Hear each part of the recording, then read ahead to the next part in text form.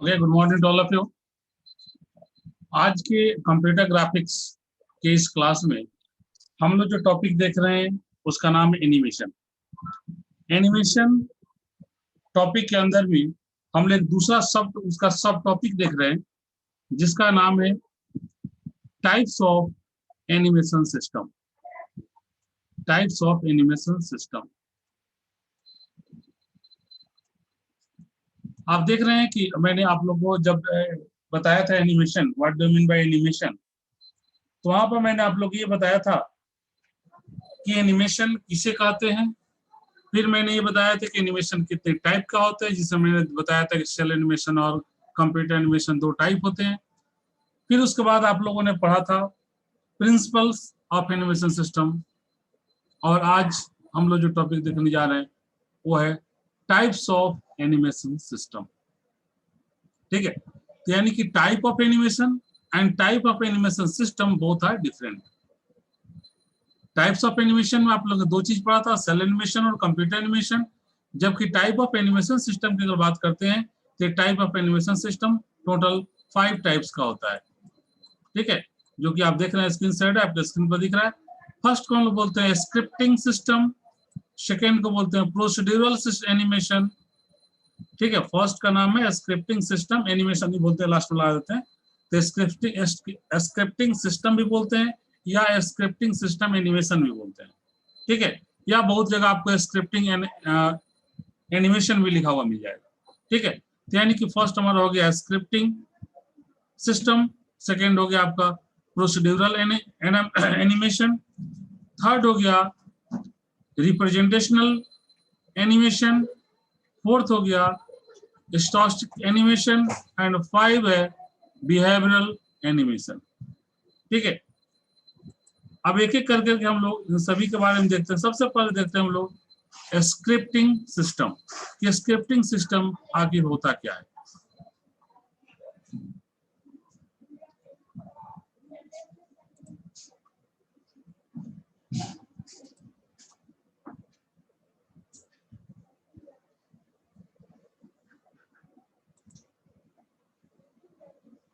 देखिए, scripting system किसे कहते हैं। स्क्रिप्टिंग सिस्टम ये एक ओल्डेस्ट टाइप का, मतलब बहुत ही पुराना, हालांकि अभी भी यूज होता है बट इसका यूज अब कम होता है। ठीक है, इसको हम लोग स्टार्टिंग में जब एनिमेशन जब शुरुआत हुई थी उस वक्त एनिमेशन में मोशंस को कंट्रोल करने के लिए, ठीक है, मतलब हम ये कह सकते हैं कि स्पीड को कंट्रोल करने के लिए, ठीक है, दो फोटोग्राफ्स के बीच में, एक फोटोग्राफ के बाद जो दूसरा जो फोटोग्राफ्स यानी एक इमेज के बाद जो दूसरा इमेज आता है, ठीक है, उसके स्पीड को कंट्रोल करने के लिए एक सिस्टम डिजाइन किया गया जिसका नाम दिया गया था स्क्रिप्टिंग सिस्टम। ठीक है, तो स्क्रिप्टिंग सिस्टम क्या है, तो it is the earliest type of motion control system. ठीक है, अब इसमें एनिमेशन जो बनाता है उसको क्या बोलते हैं, एनिमेटर। तो यहाँ पे क्या कर रहे हैं, देखिए, animator right the script in the animation language. Animator मतलब जो एनिमेशन करता है वो क्या करता है कि वो यहाँ पे जो भी स्क्रिप्ट राइट करता है, जो स्क्रिप्ट लिखता है, ठीक है, वो एनिमेशन लैंग्वेज का यूज करते हुए लिखता है। ठीक है, तो ये कह रहा है कि animator right the script in the animation language. अब क्वेश्चन है यहाँ पे कि स्क्रिप्ट का मतलब क्या होता है। तो आप सभी को पता है, जैसे कि आप लोग मूवी देखते हो या कोई शो देखते हो तो देखते हो कि एक आदमी आता है और वो अपना एक डायलॉग बोल के चला जाता है, या उसका एक जो वर्क होता है वो करके चला जाता है। तो उस वर्क के दरमियान वो डिफरेंट तरह के एक्शंस परफॉर्म करता है और वो डिफरेंट स्टेटमेंट जो बोलता है, ठीक है, उसी को हम बोलते हैं एक स्क्रिप्ट। यानी उसको पहले से क्या किया गया, वो अपने मन से कुछ करता नहीं, पहले से उसको प्री प्लान किया जाता है कि अच्छा ये एक्टर जाएगा, इस शो के लिए ये आदमी जाएगा और इसका इस तरह की एक्टिविटी वहां परफॉर्म करेगा, पहले ये एक्टिविटी करेगा, फिर ये एक्टिविटी करेगा, फिर ये एक्टिविटी करेगा। उस तरह से उसका एक शेड्यूल किया हुआ रहता है और उसी के अलोंग वो एक्टिविटी परफॉर्म करता है और उसी के अलोंग वो जो अपना स्टेटमेंट यूज करता है, ठीक है। तो यही चीज कहलाता है, उसी को जब पेपर पर लिखा जाता है तो उसी को बोलते हैं स्क्रिप्ट राइटिंग, ठीक है। और आप लोग खास तौर पे सुने होंगे कि जब आप किसी मूवी को बात करते हैं यानी फिल्म में, ठीक है, या किसी नाटक में, ठीक है, इन सब में क्या होता है, स्क्रिप्ट का बहुत इंपॉर्टेंस होता है। आप देखते हो कि स्क्रिप्ट अगर सही नहीं दिया जाए, स्क्रिप्ट अगर ठीक नहीं हो, तो फिर बहुत अच्छा से अच्छा और बहुत स्मार्ट एक्टर भी अच्छा रोल परफॉर्म नहीं कर पाएगा, ठीक है। तो इसलिए स्क्रिप्ट का बहुत इंपॉर्टेंस है और उससे ज्यादा इंपॉर्टेंस होता है स्क्रिप्ट लिखने वाले का, कि वो किस तरह का स्क्रिप्ट रेडी कर रहा है, कितना इफेक्टिव स्क्रिप्ट वो लिख रहा है, ठीक, इसका। तो वही चीज था, जब एनिमेशन में भी क्या होगा, एनिमेशन में भी तो वही काम हो रहा है, ठीक है। एनिमेशन में भी तो एक तरह से आप मान लीजिए तो मूवी वाला ही वर्क हो रहा है, ठीक है, नाटक वाला जो है, मूवी जो कह लो, उसी का वर्क हो रहा है। लेकिन यहाँ पे वहां पे क्या हो रहा है कि वहां पर रियल परफॉर्मेंस होता है और यहाँ पे क्या होता है, इमेज के थ्रू होता है, बहुत सारे इमेज को आपस में कंबाइन किया जाता है, अंतर इतना ही। तो एक इमेज के बाद दूसरा इमेज आता है, उसको उसका जो मोशन जो होता है उसको कंट्रोल करने के लिए ये स्क्रिप्टिंग सिस्टम का डिजाइन किया गया था। इसमें जो एनिमेटर होता है वो क्या करता है, एनिमेशन लैंग्वेज में स्क्रिप्ट को राइट करता है, ठीक है। और आगे कह रहा है यूजर इस लैंग्वेज को, ठीक, और आसानी से समझ सकता है, पढ़ सकता है, ठीक है। तभी तो उसको जो देखते हो, जो एक्टर अपना एक्शन परफॉर्म करता है, अगर एनिमेटर उसको कॉम्प्लेक्स कर दे तो फिर जो व्यूअर है उसको पता ही नहीं चलेगा अच्छा वो क्या बोल रहा है, ठीक है। तो बहुत ही आसान लैंग्वेज में दिया जाता है, ठीक है, जिससे इजी वे में समझा जा सके, इजी वे में जो एक्टर्स है उस पर एक्शन परफॉर्म कर सके, ठीक। इसीलिए कह रहा है कि the user must learn this language without knowing the language, without knowing the language user can not use this scripting system, ठीक है। कह रहा है कि अब यहां पर ध्यान दीजिए, यूजर दो तरह के होते हैं, एक व्यूअर होते हैं और जो देखने वाले वो भी एक तरह के यूजर ही हैं, और एक एनिमेटर होते हैं। तो व्यूअर के लिए कोई जरूरी नहीं है कि उसको स्क्रिप्टिंग लैंग्वेज आए, बट जो एनिमेटर है उसके लिए जरूरी है कि उसको स्क्रिप्टिंग लैंग्वेज आना चाहिए, क्योंकि एनिमेटर ही स्क्रिप्ट राइट करता है। और जब एनिमेटर को जब स्क्रिप्टिंग लैंग्वेज पता होगा, वो उसको जानता रहेगा, तभी तो लिख पाएगा। तो इसलिए कहता है एनिमेटर को स्क्रिप्टिंग लैंग्वेज आनी चाहिए। आगे कह रहा है कि there are different scripting language, ठीक है, there are different scripting language is user for scripting system, ठीक है। स्क्रिप्टिंग सिस्टम के लिए बहुत सारे स्क्रिप्टिंग लैंग्वेज बना हुए हैं, ठीक है, जैसे कि यहाँ पर देखिए देयर आर यहाँ देखिए एक्टर स्क्रिप्ट एनिमेशन लैंग्वेज, ये लैंग्वेज का नाम है एक्टर स्क्रिप्ट एनिमेशन लैंग्वेज, ठीक है। और ये जो एक्टर स्क्रिप्ट एनिमेशन लैंग्वेज है, ठीक है, इसका जो सिंटेक्स है, ये एक्टर, ध्यान दीजिएगा यहाँ पर, एक्टर स्क्रिप्ट एनिमेशन लैंग्वेज को शॉर्ट में हम लोग ASAS बोलते हैं, ठीक है। हालांकि होना चाहिए ASL, लेकिन बहुत सारे बुक्स जो है उसको यही लिखता है, उसको ASAS ही लिखता है, ठीक है। तो एक्टर स्क्रिप्ट एनिमेशन लैंग्वेज को हम लोग ASAS के नाम से जानते हैं, ठीक है। ये मैं पहले ही बोला, अभी बोल दे रहा हूँ, फिर से रिपीट कर दे रहा हूँ, एक्टर स्क्रिप्ट एनिमेशन लैंग्वेज, इसका शॉर्ट फॉर्म होना चाहिए था ASAL, ठीक है, लेकिन बहुत सारे बुक में इसे ASAS ही लिखा हुआ है, ठीक है, इसीलिए हम लोग इसको फॉलो करते हैं ASAS, ठीक है। तो ये स्क्रिप्ट या पूरा फॉर्म लिखिए, ठीक है, या शॉर्ट में लिखिए तो ASAS लिखिए। तो एक्टर स्क्रिप्ट एनिमेशन लैंग्वेज ये ऐसा लैंग्वेज है जिसका यूज किया जाता है एनिमेशन के लिए, ठीक है। और इसका जो सिंटेक्स है, आप लोगों ने AI पढ़ा होगा, आर्टिफिशियल इंटेलिजेंसी, तो उसमें आप लोगों ने एक प्रोग्रामिंग लैंग्वेज का नाम सुना होगा, लिस्प, LISP, लिस्प। ठीक है, तो ये जो AS है, यानी कि एक्टर स्क्रिप्ट एनिमेशन लैंग्वेज जो है, इसका जो सिंटेक्स है वो लिस्प जो हमारा प्रोग्रामिंग लैंग्वेज है, जिसका फुल फॉर्म होता है linear intelligent system program, linear intelligent system program, Lisp. ठीक है, जो जिसमें हम लोग AI की प्रोग्रामिंग करते हैं। ठीक है, तो इसका syntax actor script animation system, sorry, actor script animation language का जो सिंटेक्स है वो लिस्प प्रोग्रामिंग लैंग्वेज से मिलता है। मैं तो उससे मिलता जुलता, 100% नहीं, बट अप्रोक्सीमेट मिलता जुलता है। ठीक है, आई correct actor script animation language introduced the concept of an actor. ठीक है, ये क्या करता है, इससे इस लैंग्वेज से हमें क्या कॉन्सेप्ट देता है ये लैंग्वेज हमें? तो ये जो लैंग्वेज है वो एक्टर के कॉन्सेप्ट को प्रोड्यूस करता है, इंट्रोड्यूस करता है हम लोग सामने। ठीक है, और एक्टर का यहाँ से हमें कॉन्सेप्ट मिलता है, जिसको हम लोग बोलते हैं कि that is complex object which has its own animation rule. ठीक है, जो कि ये बताता है, ध्यान दीजिएगा, एक्टर स्क्रिप्ट एनिमेशन लैंग्वेज आपको ये बताता है, ये एक्टर के उस कॉन्सेप्ट को इंट्रोड्यूस करता है जिसमें ये बताया जाता है कि जो कॉम्प्लेक्स ऑब्जेक्ट होते हैं, ठीक है, तो उस ऑब्जेक्ट को ध्यान में रखते हुए उसके अनुसार रूल्स को मॉडिफाई किया जाता है। मतलब जो एनिमेशन का रूल्स है जो उसी के अनुसार बनाया जाता है। ठीक है, जैसे एक छोटा सा मैं एग्जांपल लेता हूं रियल लाइफ से।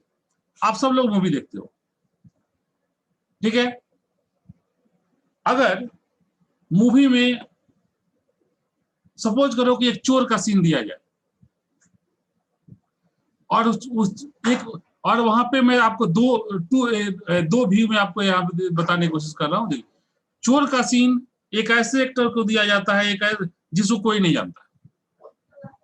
मतलब सपोज करो कि उसमें किसी भी आदमी को उठा करके चोरी का सीन दे दिया गया कि भाई तुमको इसमें चोर का रोल प्ले करना है, और वह सेम सीन अमिताभ बच्चन को दिया जाता है, तो दोनों के रूल्स में कुछ डिफरेंस होगा, दोनों के चोरी करने का तरीका में डिफरेंस हो जाएगा। वो जो स्टेप्स होगा, उसका जो स्टेप्स जो लिखा जाए, जो स्क्रिप्ट लिखा जाएगा कि कैसे कैसे इन करना है, कैसे आउट होना है, कैसे सामान को वहां से उठाना है, तो वो दोनों के अनुसार अलग अलग होगा। ठीक है, तो यही कॉन्सेप्ट जो कहलाता है, यहाँ पर जब एनिमेशन में इसी कॉन्सेप्ट यूज करते हैं तो उसको हम बोलते हैं कॉम्प्लेक्स ऑब्जेक्ट्स जो होते हैं, उनका जो रूल्स है वो उन्हीं के अनुसार आइडेंटिफाई किए जाते हैं। ठीक है, अब एग्जांपल के तौर पर आप देख रहे हैं यहाँ पे लिखा हुआ है, इन एनिमेटिंग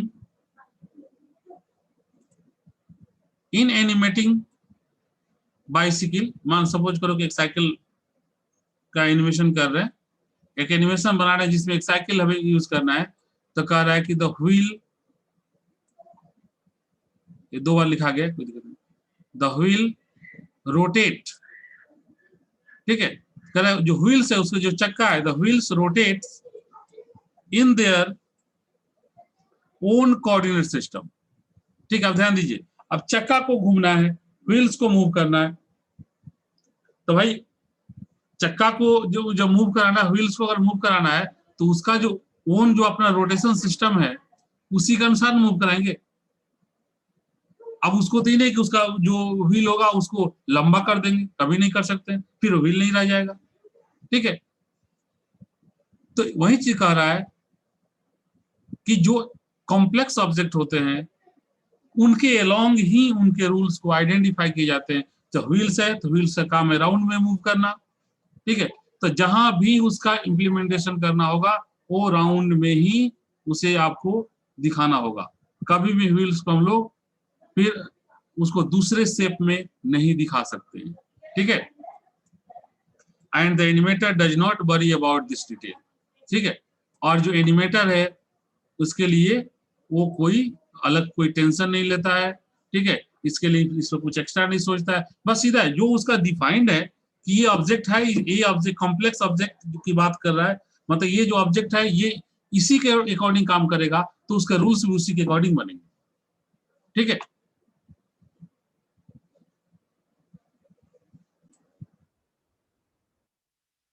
ओके। तो अब हम लोग सेकेंड जो इसका टाइप है जिसको हम लोग बोलते हैं प्रोसीड्यूरल एनिमेशन। तो प्रोसीड्यूरल एनिमेशन क्या होता है? ठीक है, देखिए,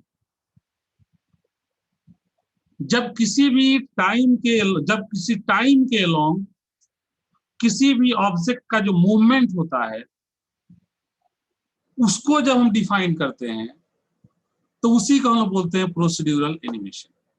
मतलब एक ऑब्जेक्ट एक जगह से दूसरी जगह जा रहा है, या एक ऑब्जेक्ट अपने एक पोजीशन से दूसरा पोजीशन में चेंज कर रहा है अपने आप को। ठीक है, तो एक टाइम के अलोंग जब परफॉर्म होता है तो उसको हम लोग बोलते हैं प्रोसीड्यूरल एनिमेशन। एकदम शॉर्ट में याद रखिए। आगे देखिए लिखा होगा, यहाँ पे देखिए लिखा हुआ है, it is used to define movement over time, मतलब टाइम के अलोंग मूवमेंट को डिफाइन करना। ठीक है, this might be procedure that use the law of physics, ठीक है, और एनिमेटर, ठीक है, और एनिमेटर जनरेटेड मेथड, ये एनिमेटर जनरेटेड मेथड, ठीक है, को फॉलो करता है, जो कि एक फिजिक्स का लॉ है।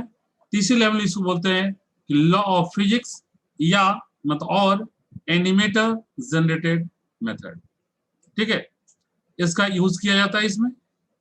ठीक है, किसी भी ऑब्जेक्ट के मूवमेंट को एलोंग टाइम के एलोंग डिफाइन करने के लिए लॉ ऑफ फिजिक्स का लॉ का यूज किया जाता है, या फिर इसी का दूसरा नाम है एनिमेशन में एनिमेटर जनरेटेड मेथड।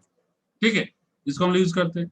एग्जाम्पल के तौर पे हम लोग कह सकते हैं जैसे कि थ्रोइंग अ बॉल, जैसे कि मैंने आप लोग को प्रिंसिपल ऑफ एनिमेशन बताया था, उसमें बॉल बताया था कि बॉल का हम लोग जब फेंकते हैं ऊपर की तरफ, ठीक है, तो क्या होता है, तो उस चीज को, तो देखिए यहाँ पे पहला एग्जाम्पल हो गया आपका थ्रोइंग ए बॉल, ठीक है, which hits another object and causes the second object is moved. मान लिया आप एक बॉल को फेंकते हो, वो बॉल जाकर किसी दूसरे ऑब्जेक्ट से, दूसरे बॉल से या किसी और चीज से वो टकराता है, और उसकी वजह से उस ऑब्जेक्ट में मोशन आ जाता है।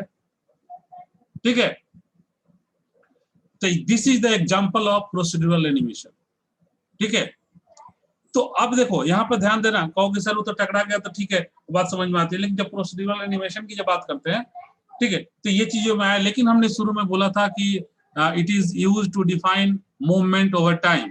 ठीक है, टाइम के अलॉन्ग बात आई सर, तो कहोगे सर इसमें टाइम के अलॉन्ग बात कहाँ आई, वो तो गया टकराया वो चला गया, उसमें टाइम की बात आ गई, टाइम की बात आई, कैसे टाइम की बात आई, अब उस चीज को समझिए। टाइम की बात ऐसे आई कि इसका जो मूवमेंट, जैसे बॉल जाकर उसे टकराया, ठीक है, जब एनिमेशन सिस्टम पे उसका हम काम बात करेंगे तो वो भी एक डिफाइंड होगा, वो बॉल हम कितने स्पीड से फेंक रहे हैं, वो बॉल कितने समय के बाद जाकर के वहां पर उससे हिट होगा, उस पर हिट होगा, मतलब उससे टकराएगा, और कितने स्पीड से ये बॉल जाकर उसे टकरा रहा है, उसकी कितना फोर्स उस बॉल पे अप्लाई हो रहा है, अनदर जो ऑब्जेक्ट है उस पर कितना हीट अप्लाई हो रहा है, और उस सॉरी हीट बोल रहा हूं मैं, गलत बोल दिया। ठीक है, उस पर कितना फोर्स अप्लाई हो रहा है, और उस फोर्स के अप्लाई होने की वजह से वो जो ऑब्जेक्ट है वो कितने स्पीड से आगे बढ़ेगा, ठीक है, कितने दूर के डिस्टेंस के बाद जाकर वो रुक जाएगा।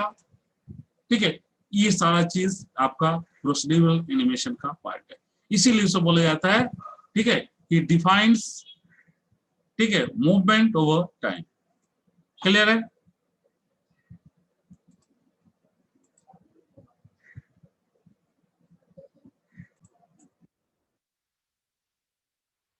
अब इसका तीसरा टाइप जो हम लोग देखेंगे वो है रिप्रेजेंटेशनल एनिमेशन। अब रिप्रेजेंटेशनल एनिमेशन क्या होता है, मतलब रिप्रेजेंटेशन की बात आ रही है। ठीक है, तो रिप्रेजेंटेशन मतलब कि ये भी हो सकता है आपका एक ऑब्जेक्ट का दूसरे ऑब्जेक्ट में कन्वर्ट होना, ठीक है, या फिर एक फॉर्म से दूसरे फॉर्म में हम कह सकते हैं चेंज हो जाना, एक्सेट्रा, ये सब आता है रिप्रेजेंटेशनल एनिमेशन। मतलब आप किसी को रिप्रेजेंट कर रहे हो, एक ऑब्जेक्ट जो है वो किसी ऑब्जेक्ट, किसी दूसरे ऑब्जेक्ट को रिप्रेजेंट कर रहा है। जैसे कि आप देखते हो क्या होता है कि मूवी वगैरह में, जैसे कि एक एक्टर एक्टर तो कोई और आता है, लेकिन वो किसी और का रोल प्ले करता है।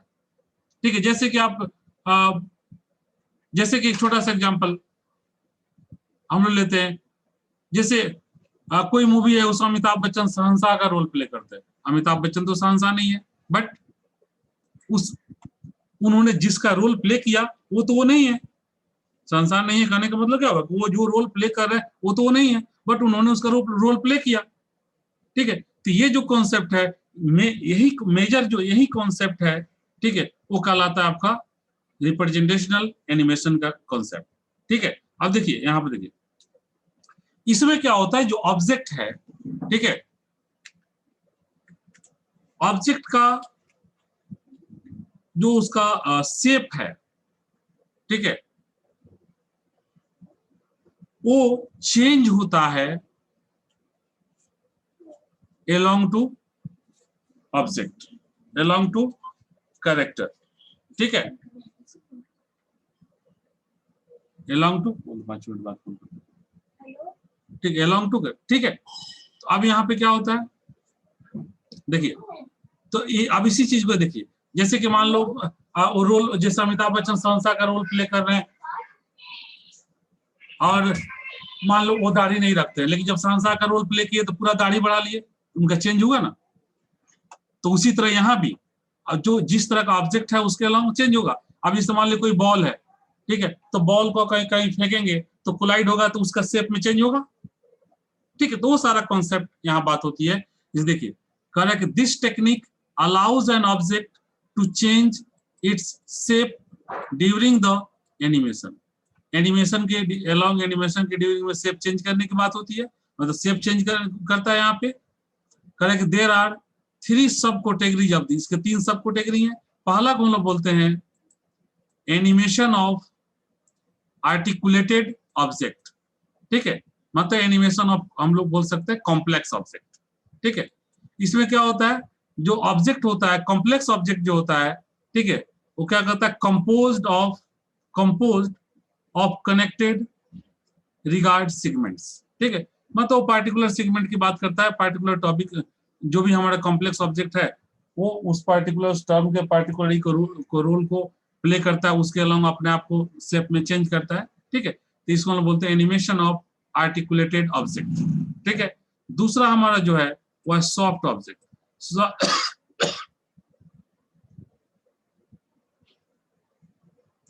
यहाँ पे पहले एक चीज और, यहाँ पे हम जरा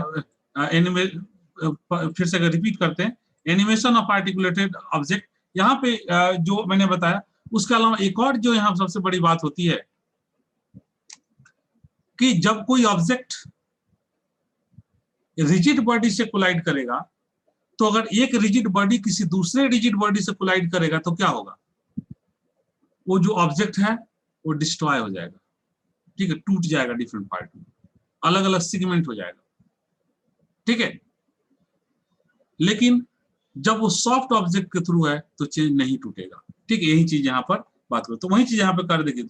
अब सॉफ्ट ऑब्जेक्ट ये हो गया आपका एनिमेशन ऑफ आर्टिकुलेटेड ऑब्जेक्ट में, यही कह रहा है कि आपका जो कोई हार्ड बॉडी है दूसरे हार्ड बॉडी से अगर कोलाइड करेगा, रिजिड बॉडी से कोलाइड करेगा तो डिफरेंट पार्ट में ब्रेक हो सकता है। ठीक है, जैसे दूसरा कहता है सॉफ्ट ऑब्जेक्ट। सॉफ्ट ऑब्जेक्ट कहता है it is used for deforming and animating the deformation of object. ठीक है, मतलब क्या होता है, जिससे ऑब्जेक्ट है, ठीक है, अब उससे कोलाइड करेगा जब कोई दूसरा ऑब्जेक्ट, ठीक है, तो उसके शेप में क्या होगा, चेंज होगा, आप फिर से उसको ओरिजिनल में आ जाएगा। जैसे कि स्किन ओवर द बॉडी, आपके जैसे बॉडी के ऊपर में स्किन है, ठीक है, तो क्या होता है, आप स्किन का, आपका स्किन क्या होता है, आप हाथ अगर मोड़ते हो तो स्किन भी आपका क्या हो जाता है, उसी के अलावा थोड़ा सा टाइट होता है, फिर आप छोड़ते हैं, फिर स्किन लूज हो जाता है। मतलब स्किन है वो जिस शेप में आप उसको जिस तरह से करते मोड़ते हो, ठीक है, उससे कोई चेंज नहीं होता है। उस समय सडनली चेंज होता है, फिर तो आप जब वापस जिस फॉर्म में आते हो तो उसके अनुसार वो चेंज हो जाता है। ठीक है, तो दूसरा, अब इसके बाद देखिए तीसरा जो इसमें पॉइंट है उसको बोलते हैं मॉर्फिंग। मॉर्फिंग किसे कहते हैं, it is the changing the one shape into another shape gradually. ठीक है, this animation can be done in 2D और 3D। ये 2D और 3D दोनों में होता है। इसमें क्या होता है कि एक ऑब्जेक्ट का जो चेंजिंग है वो ग्रेजुअली एक ऑब्जेक्ट दूसरे ऑब्जेक्ट के फॉर्म में ग्रेजुअली चेंज होता है। जैसे कि सपोज करो कि एक बहुत सुंदर आदमी का फोटो है आपके पास एनिमेटेड, आपको व्हाट्सएप वगैरह पे एनिमेटेड बहुत सारे लोग दोस्त आपका भेजते रहता होगा, आप देखे होंगे, पता चला कि एक सुंदर सा फोटो आपके आया, आपने जब उसको ओपन किया तब तक उसका नाक बड़ा सा हो गया, तो उसका हाथ बड़ा हो गया, तो उसका फिर आप देखेंगे उसके सर में उसके हाथ पैर में बाल आने लगा, फिर नाखून उसका बड़ा हो गया। ऐसे होते होते ग्रेजुअली चेंज होते होते वो एक सुंदर आदमी था और वो भालू बन गया। ठीक है, तो ये सब चीज होता है, वो हमारा रिप्रेजेंटेशनल एनिमेशन का पार्ट है। इसे हम लोग मॉर्फिंग बोलते हैं उसी कॉन्सेप्ट को। मॉर्फिंग क्या है? रिप्रेजेंटेशनल एनिमेशन का पार्ट है। इसके बाद हमारा जो चौथा जो पॉइंट है, चौथा पॉइंट की हम लोग बात करते हैं, तो चौथा पॉइंट कहता है स्टोस्टिक एनिमेशन। ये स्टोस्टिक एनिमेशन होता क्या है समझिए। स्टोस्टिक एनिमेशन मतलब कुछ ऐसे एनिमेशन जो रियल टाइप में एग्जिस्ट करते हैं, ठीक है, और उनके अलोंग जैसे कि कहीं आग लगता है, फायर या वाटरफॉल, जैसे झरना का पानी गिरता है, तो क्या होता है उसको हम लोग, उसका जो नेचर है उसी के अलग परफॉर्म होगा। ठीक है, और सडनली ज्यादा भी हो सकता है, कम भी हो सकता है, ठीक है, या ग्रेजुअली भी बढ़ सकता है। तो ये टर्म जो होता है उसको बोलते हैं स्टोस्टिक एनिमेशन। इसमें आप देख रहे हैं लिखा हुआ है, it controls the general feature of animation by invoking stochastic processes that generate large amount of law, ठीक है, level detail. This approaches is particularly switched to particular system. ठीक है, एग्जांपल में आपने देख लिया। और इसके बाद जो हमारे सबसे लास्ट जो पांचवा है उसको हम लोग बोलते हैं बिहेवियरल एनिमेशन। बिहेवियरल एनिमेशन का मतलब होता है कि बिहेव के आधार पर, जैसे कि सपोज करो कि अगर आप मछली को अगर पानी में रखोगे, ठीक है, तो मछली क्या पानी में शांत बैठी रहेगी? नहीं बैठी रहेगी। ठीक है, वो क्या होगा? इधर से उधर तैरेगी। ठीक है, वो कहीं इधर इधर, मतलब कि वो क्या होगा कि मछली का जो नेचर है कि वो इधर से उधर मूव करते हो, कहीं एक जगह शांत नहीं रहेगी। ठीक है, तो वो नेचर जब कहीं भी अगर हम लोग इस तरह का यूज कर रहे हैं तो वो नेचर आनी चाहिए। उसके बाद हम लोग नेक्स्ट अगर बात करते हैं दूसरा एग्जाम्पल का, तो आप देख रहे हैं लिखा हुआ है फ्लॉस्क ऑफ बर्ड्स। इसमें क्या होता है, जैसे मान लो बहुत सारे पक्षी की अगर बात करें तो पक्षी भी कभी शांत नहीं बैठ सकती है। अगर पक्षी आप देखिएगा वो थोड़ा सा फुदकते रहेगी, कई एक मिनट किसी डाल पर बैठ गई, चाहे बैठ गई, फिर जमीन पर आएगी, फिर फुदकने लगेगी, या डाल पर भी इस डाल से उस डाल पर फुदकते रहती है।